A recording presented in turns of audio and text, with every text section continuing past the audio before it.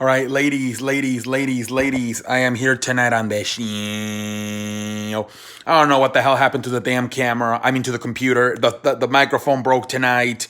The what else happened? Now the computer's not working. I think it's the internet. I'm not sure.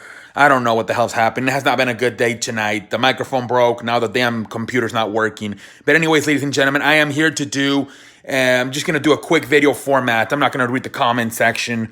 Anyways, I'm just gonna do like NBA, who's contender, who's a pretender. I have nothing to talk about. But anyways, here we go. Let's go. So the first team, Toronto Raptors. I think they're a contender. 15 game winning streak by the Toronto Raptors. It was broken, but 15 game winning streak. It's gonna be interesting to see how they do in the playoff without Kawhi Leonard. But I do believe this team is somewhat of a contender. They're for sure a contender. They've proven they can win without Kawhi Leonard. Siakam has become a star. Kyle Lowry has really improved too. Fred VanVleet. I like this team. They're a contender. Milwaukee, of course. There's a possibility Milwaukee could win 70 games this year. I think and get the Punko. He just has to prove he can shoot those 15 footers and beyond the 3-pointers in the playoffs. But I believe Milwaukee can also be a contender this year, ladies and gentlemen. Celtics, same thing. They're young, but they got experience. Remember, a few years ago in 2018, they went to Game 7 of the Eastern Conference Finals. So this is a team, even though they're young, Jason Tatum, Jaylen Brown have improved a lot. They're starting to become stars. Jason Tatum was actually an all-star this year. Marcus Smart ain't bad either. Brad Stevens is one of the best coaches in this league. I like Celtics as well. Miami, they're young, but they get veteran leadership in the freaking they got veteranship in the freaking trade deadline, ladies and gentlemen, with the additions of Andre Iguodala. So they got some veterans. But I'm not sure about Miami though. They're for sure in the playoff. They can make it to the second round. Philadelphia, that's an interesting team. I think Philadelphia will at least win one series. They got pressure. They got to figure this shit out for this Philadelphia. They got to get at least out of the first round. Otherwise, Brett Brown could get fired, ladies and gentlemen. They have to at least find a way to get out of that first round series, this Philadelphia. Next, Indiana. Not this year. I said about Indiana, it's next year when Victor Oladipo is completely 100% from the what do you call it? The ACL. I think he's kind of load managing this year. He's not really playing on back-to-backs. Next year, Malcolm Brogdon, Sabonis, Victor Oladipo, Miles Turner. That's what I want to see next year. So I don't think Indiana's really a contender this year at all. The Nets, same thing. They got to wait until they get healthy next year. With Kevin Durant. They got to do a little bit of building the team around Kyrie Irving and Kevin Durant. So Indiana, the Nets, they'll probably go to the playoffs, but it's next year. I don't think neither Indiana or the Nets are contenders this year. Magic, forget about it. Magic will get swept out of the first round just like last year, man. The Magic, man. All right, ladies and gentlemen, let's go to the... What the fuck is happening? Let's go to the East. The fuck is happening? The Lakers are for sure contenders. The only thing that worries me about the damn Lakers is that they're getting a little bit old. Obviously, Anthony Davis is young. But after that, LeBron James is 35. Rajon Rondo's old. Danny Green's kind of old. You know, Kyle Kuzma's supposed to be the young guy along with Anthony Davis. And Kyle Kuzma seems to be more worried about his fucking hair than he does about his basketball games. But I believe the Lakers are a contender. It just worries me. I'm worried about the bench, and I'm worried about who's going to be the third scorer behind Anthony Davis and LeBron James. But I do believe the Lakers are a contender. Who the fuck is texting me, please? Anyways, the Denver Nuggets. The Denver Nuggets are a tricky one because the Denver Nuggets, they're a talented team, but I think they're still young.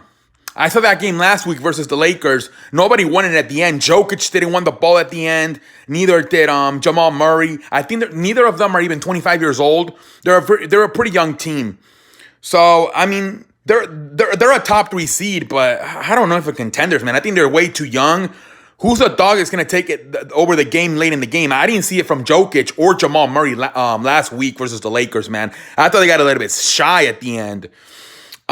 Three, the Clippers. Of course, the Clippers are championship contenders. The only thing that worries me about the Clippers is the injuries, man. Patrick Beverley has a nut injury. Paul George has a hamstring injury. They did get Reggie Jackson, so now you do tighten up the backcourt with Reggie Jackson, Patrick Beverley, and Lou Williams. But the only thing that's stopping this team is injuries. Right now they got two. One to Paul George's hamstring. The other one to Patrick Beverley's nuts. Kawhi Leonard, apparently he does have a leg injury. It's like on and off situation. That's why he can't play on back-to-backs. But I'm not too worried. I think Kawhi Leonard has learned how to manage his minutes and his games. Even though they say I think he has like a 10, like he gets like a 10 to 9 this at times on one of his legs. But that's why he left San Antonio, because San Antonio wouldn't pay attention to it. And that's why he decided to leave San Antonio, because I guess he does have this on and off 10 to 9 in his leg at times. But anyways, yeah, the problem with the Clippers is not the talent, it's the injuries. The injuries, man. They got Paul George, Patrick Beverley's banged up, Kawhi can't play back-to-back. But other than that, they are a championship contender. Utah Jazz. I believe the Utah Jazz are actually the dark horse, to be honest, at least in the West, after the Clippers and the Lakers. Donovan Mitchell, Joe Ingles, Boban Bogdanovic, Jordan Clarkson has been key coming off the bench. Rudy Gobert.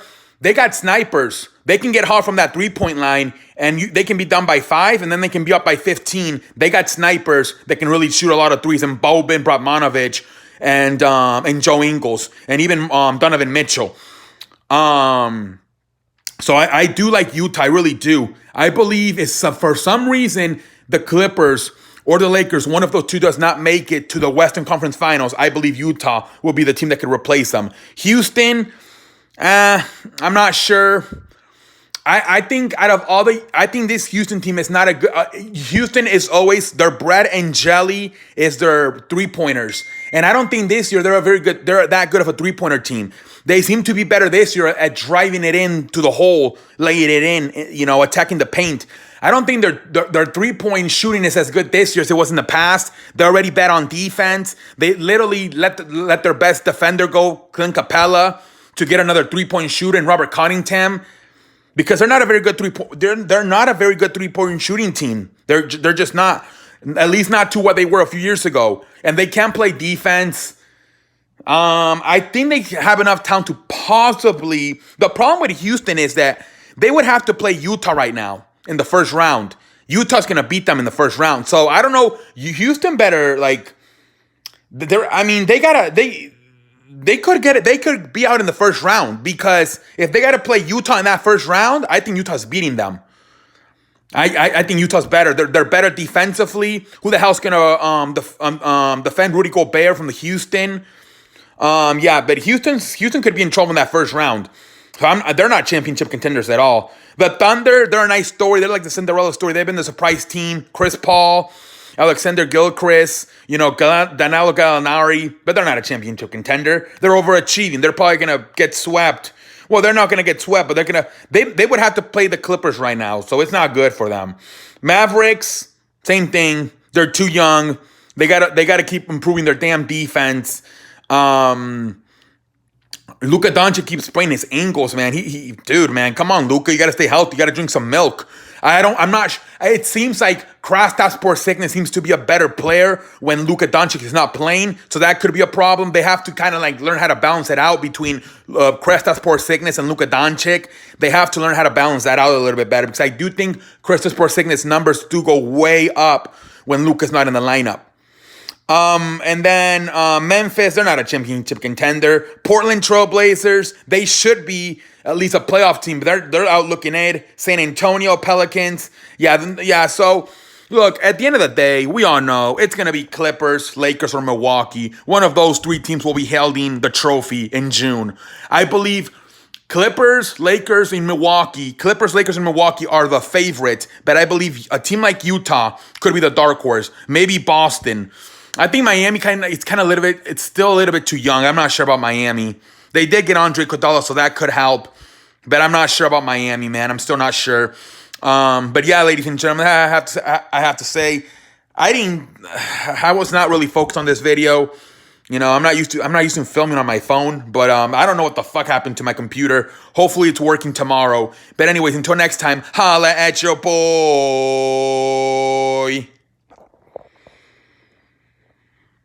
How the fuck do you turn this shit off?